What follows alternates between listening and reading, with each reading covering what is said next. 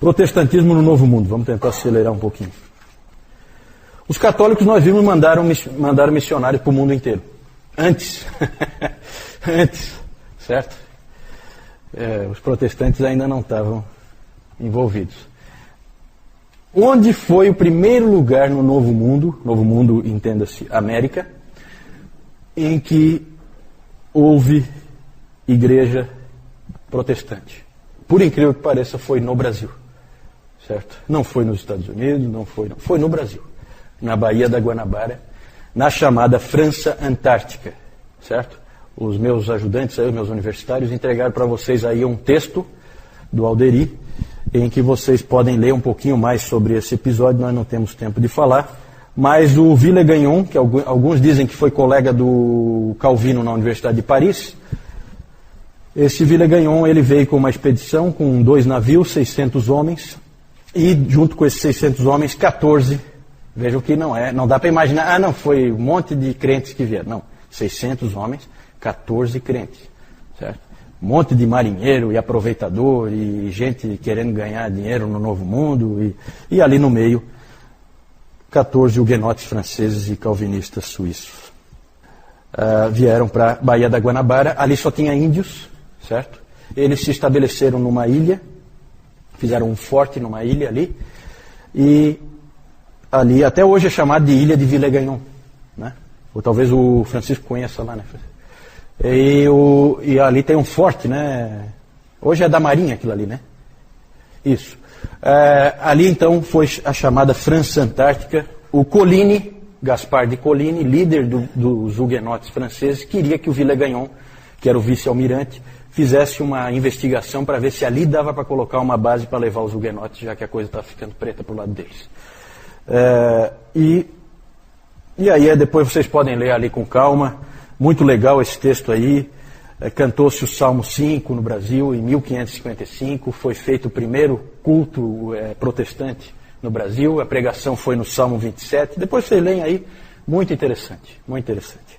Certo? E tem depois a história também dos mártires da Guanabara, com coisas fantásticas. O Villegagnon acabou sendo um vira-casaca, virou para o lado católico e aí perseguiu os protestantes. E foi um grande traidor. E ele acabou matando 3, são os mártires da Guanabara, 3 desses huguenotes franceses que saíram, porque eles fugiram. Eles viram que ali eles iam ser perseguidos, fugiram, mas houve problema no barco e 5 disseram, não, então nós vamos ficar.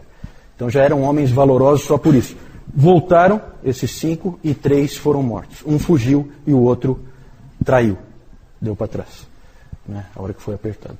3 foram mortos. Vale a pena conhecer essa história. O Villegagnon disse para eles responderem uma série de perguntas teológicas em 12 horas. Pois os indivíduos escreveram, vocês não acreditam o que esses caras escreveram em 12 horas. Uma declaração de fé. Fantástico. Na verdade foi principalmente o mais velho deles, como é que era o nome dele?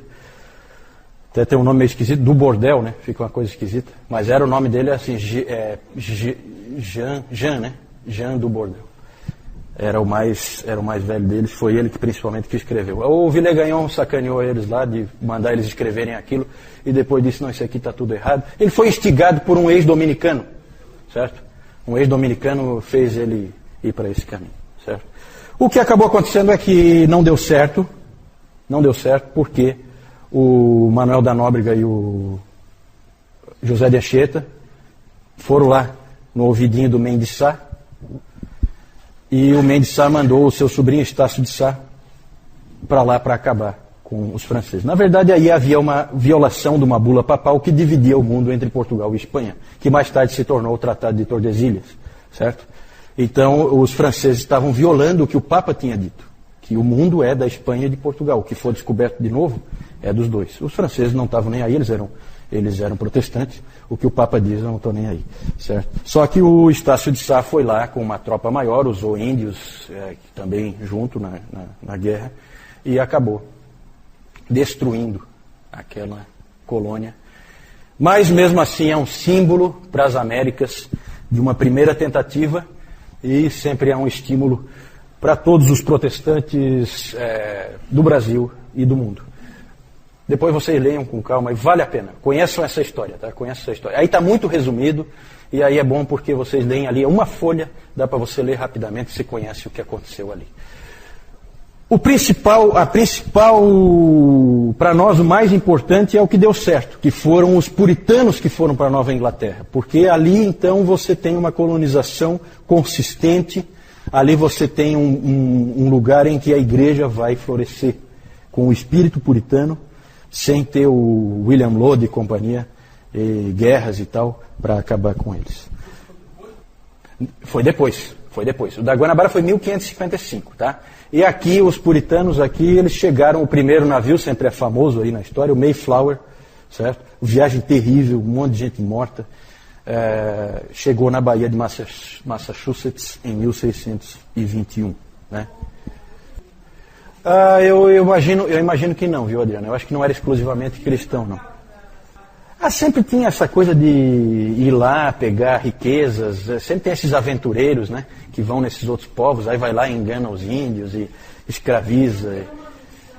Não, eu acho que não, eu não tenho certeza, tá, se esse aí era exclusivo ou não, não tem. É grande para os padrões da época, é relativamente grande, né, mas para hoje é pequeno, com certeza. E aí várias levas de puritanos foram para lá durante as perseguições do William Laud e do Carlos I, certo? Essa migração, eu não tenho como entrar em detalhes aí, mas um dos primeiros governadores lá na Nova Inglaterra, John Winthrop, ele disse o seguinte: nós seremos como uma cidade edificada sobre um monte. Ele tirou a expressão lá do Sermão do Monte, né? Nós seremos como uma cidade edificada sobre um monte. Os olhos de todos os povos estão sobre nós.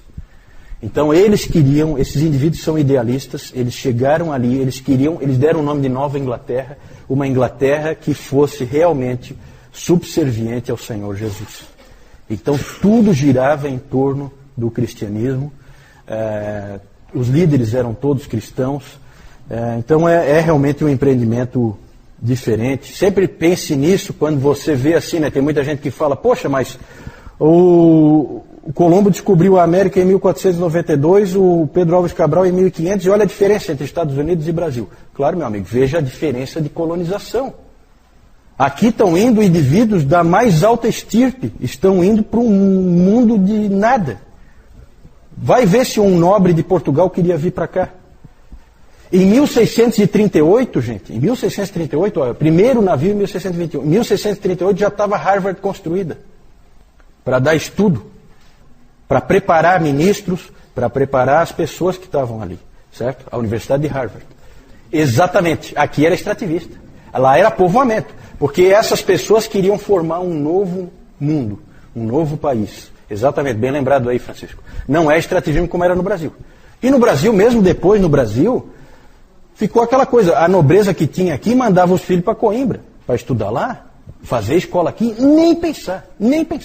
Então, gente, tudo tem uma explicação histórica. Não vamos comparar o que não dá para ser comparado, certo? Tudo tem explicação histórica, né? A colonização é completamente diferente. Logo começou a haver divisões entre os puritanos, certo? Por quê? Porque o livre exame das escrituras é terrível para produzir divisão. Porque logo um sujeito chamado Roger Williams percebeu que o certo é batizar depois de crer. E aí ele se tornou um batista, e lá todos eram congregacionais. E aí a liderança da cidade falou, você aqui não pode ficar. Não havia tolerância religiosa ali. E aí o Roger Williams, um indivíduo muito preparado, ele estudou em Cambridge, era um sujeito muito preparado, ele comprou dos índios uma região, que é Rhode Island, e essa Rhode Island é um símbolo de liberdade religiosa, porque todos os caras que eram rejeitados em outros lugares podiam vir para lá. E ele é o primeiro batista na América, e ele fundou a primeira igreja batista das Américas, certo? Roger Williams. Ele está no muro de Genebra, do muro da Reforma, certo? Como um símbolo da liberdade religiosa.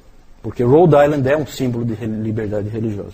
Todo mundo que era odiado assim, né, que tinha visões diferentes, era recebido com restrições, mas era recebido em Rhode Island, podia viver ali, né? O Roger Williams tinha essa atitude. As características desses puritanos de lá são características muito interessantes. A família, né? A família puritana é uma coisa fantástica. É uma igreja dentro da igreja, certo? As famílias. As construções, os templos, eram sempre com muita luz. Então nunca assim vidros com pinturas, coisas desse tipo que escurece, né? Sempre muito vidro para ficar bem claro por quê?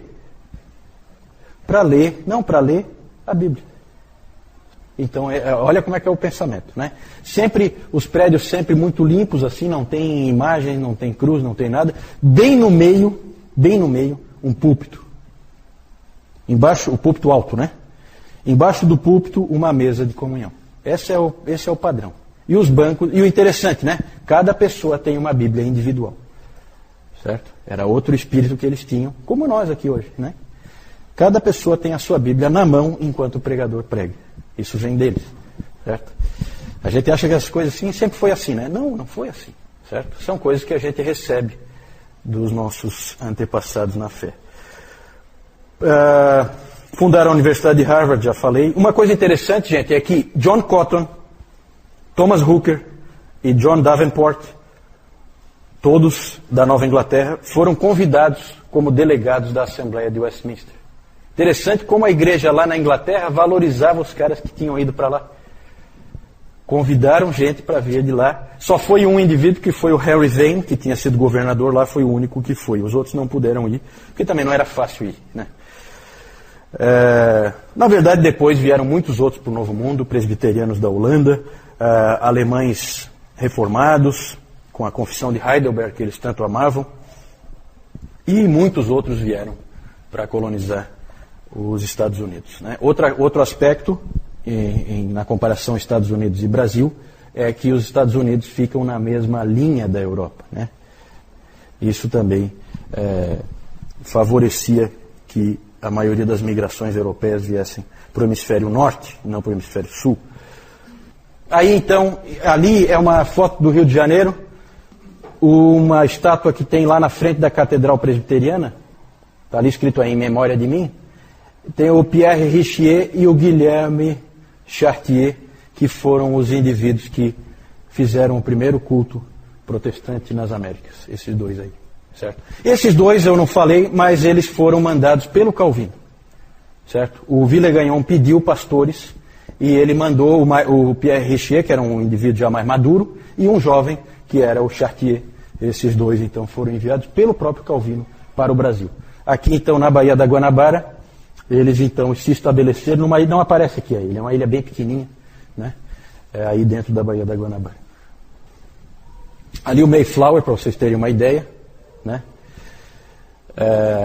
E lá em cima fica, então, a Nova Inglaterra, a Baía de Massachusetts, onde eles chegaram. Então, é bem lá no norte mesmo dos Estados Unidos, né? Ali uma igreja puritana, não sei se dá para ver direito aí, mas tem um púlpito alto ali. Isso aí mesmo, né? E lá embaixo tem uma mesa de comunhão, bem na frente do púlpito, certo? Ali o Roger Williams, e ali o muro, aqui vocês têm uma ideia melhor do muro, né? O muro ele é longo.